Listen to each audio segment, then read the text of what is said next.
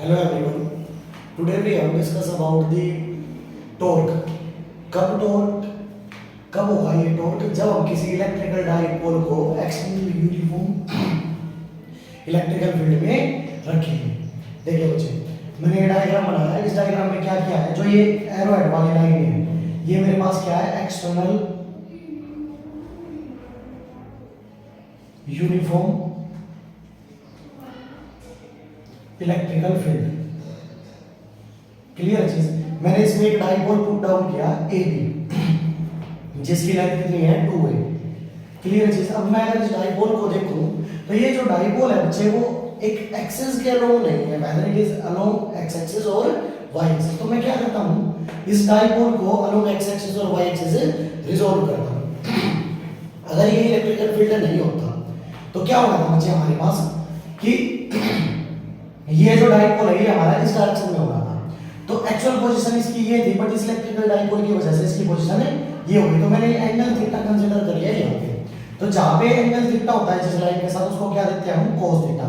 तो ये वाली वैल्यू क्या होगी, AC 2a cos theta. Similarly अगर मैं इसको देखूं तो और ज्यादा इलेक्ट्रिकल फील्ड बढ़ाएंगे तो ये इलेक्ट्रिकल डाइपोल इस डायरेक्शन में आ जाएगा, जिसकी वजह से ये वाली वैल्यू क्या होगी बच्चे, मेरे पास 2a sin थीटा। क्लियर है बच्चे इतना? अब देखिए, हमने 11th क्लास में रीड डाउन किया था कि टॉर्क होता क्या चीज है। टॉर्क क्या होता है बच्चे? टॉर्क होता है बच्चे फोर्स इनटू परपेंडिकुलर डिस्टेंस। ये जो सिंबल है ये बच्चे परपेंडिकुलर का है हमारे पास। क्लियर चीज। अब हमारे पास फोर्स क्या होगा बच्चे? अब इस इलेक्ट्रिकल फील्ड की वजह से हमारे पास इलेक्ट्रिकल फोर्स होगा, जो हमने इलेक्ट्रिकल फील्ड इंटेंसिटी वाले चैप्टर में रीड डाउन किया था। जो मेरे पास फोर्स कितना आता है, F is equal to Q ई।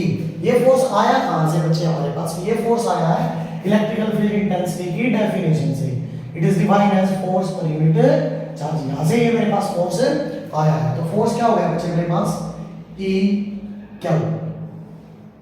और परपेंडिकुलर डिस्टेंस क्या बनेगा? फोर्स की डायरेक्शन देखते हैं बच्चे। मेरे पास फोर्स की डायरेक्शन क्या है, ये तो इस डायरेक्शन के परपेंडिकुलर डिस्टेंस क्या है, BC।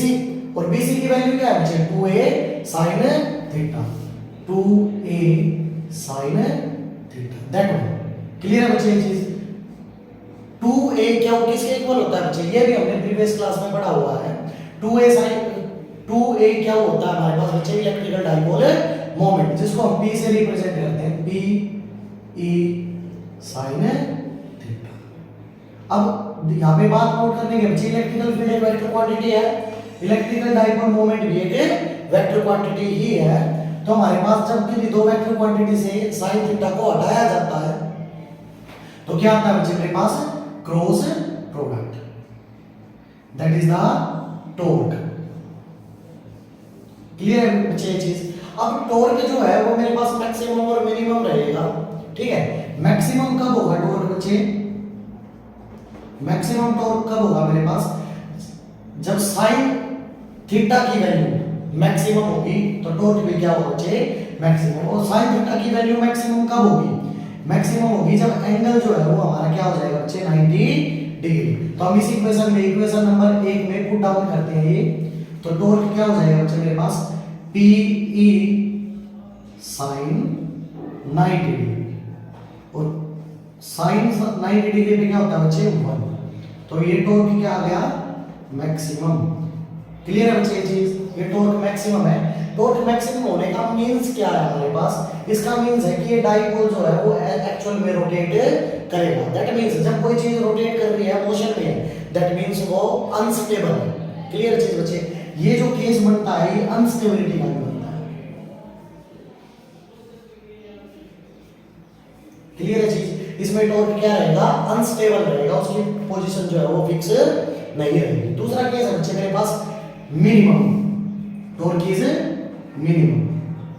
अब मैं फर्दर वही चीज, टॉर्क मिनिमम कब होगा, जब sin थीटा की वैल्यू 0 डिग्री होगी। और sin थीटा की वैल्यू 0 डिग्री कब होगी बच्चे, जब थीटा मेरा कितना होगा, 0 डिग्री। इसमें फर्दर पुट डाउन करते हैं इक्वेशन नंबर 1 में, तो torque is equal to PE sin 0 degree. और sin 0 पे क्या होता है बच्चे, 0। तो PE into 0, तो टॉर्क क्या आ गया बच्चे मेरे पास, 0। क्लियर चीज? टॉर्क 0 है, दैट मींस ये इलेक्ट्रिकल डाइपोल रोटेट नहीं करेगा और रोटेट नहीं करेगा, दैट मींस इसकी पोजीशन क्या रहेगी, फिक्स। दैट मींस टॉर्क किस में रहेगा, स्टेबिलिटी। क्लियर है बच्चे ये चीज, ये हमारे पास सारा टॉर्क का कंसेप्ट था। सिमिलरली अगर जब कोई चीज रोटेट कर रही है बच्चे, टॉर्क इसमें इलेक्ट्रिकल फील्ड में रखने के बाद रोटेट कर रहा है, दैट मींस इसमें एनर्जी भी रहेगी कुछ ना कुछ। तो हमें अब एनर्जी डिटरमाइन करनी है, potential energy when an electrical dipole placed in external uniform electrical field. उसके लिए हम सेम डायग्राम फॉलो करेंगे।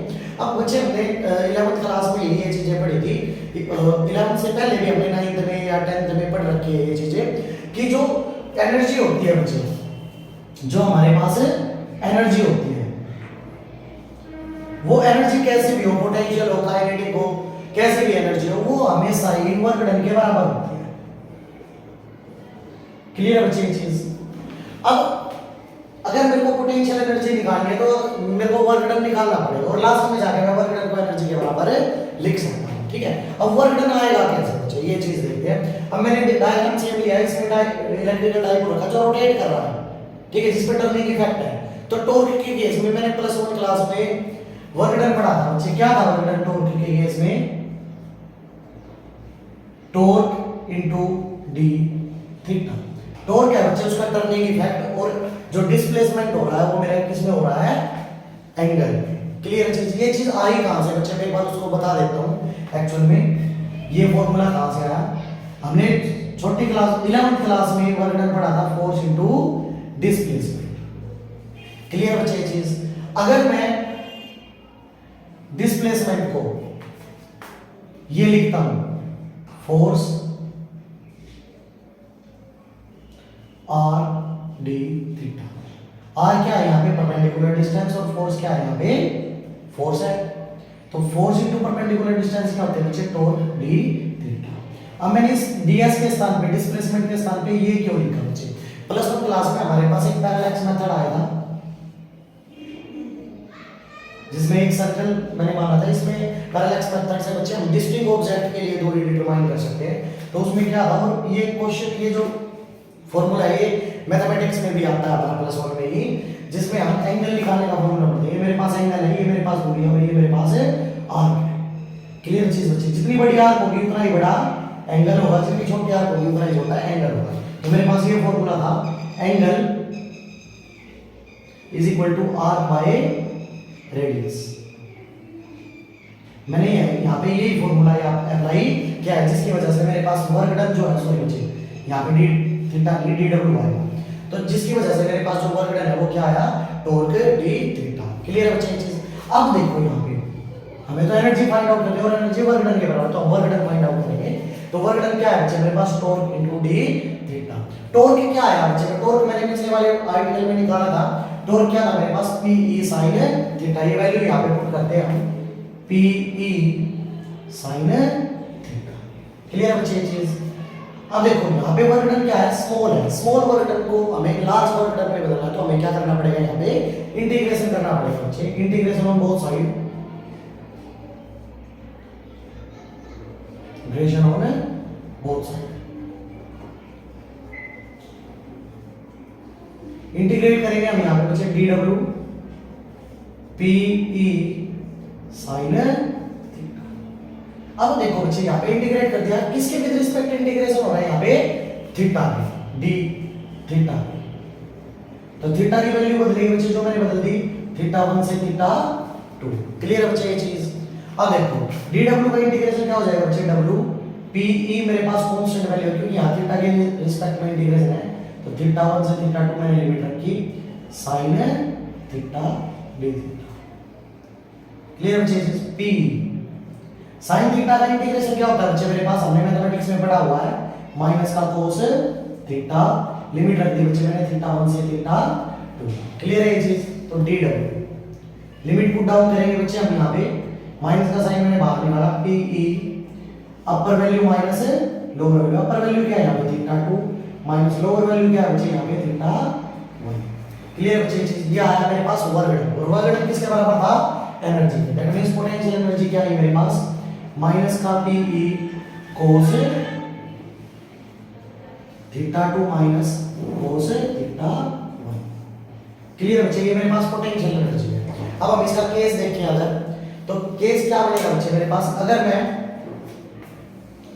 थीटा 2 की वैल्यू कितनी मानता हूं यहां पे 0 डिग्री, और थीटा 1 की वैल्यू मैं मानता हूं यहां पे 90 डिग्री, तो पोटेंशियल एनर्जी कितनी हो जाएगी बच्चे मेरे पास, माइनस का P cos 0 degree minus cos u is equal to minus का पी दैट। क्लियर है बच्चे, क्योंकि cos 0 पे 1 होता है और cos 90 पे 0 होता है। ये मैक्सिमम पोटेंशियल एनर्जी है बच्चे मेरे पास। कितनी पोटेंशियल एनर्जी है ये, मैक्सिमम। अगर मैं इसके लिए जनरल फार्मूला देना चाहता हूं, यहां पे जनरल फार्मूला देखना चाहता हूं पोटेंशियल एनर्जी के लिए, तो क्या करूंगा बच्चे मैं कि थीटा 2 की वैल्यू तो मैं थीटा मान लूंगा, और थीटा 1 की वैल्यू मैं क्या मान लूंगा बच्चे 90 डिग्री।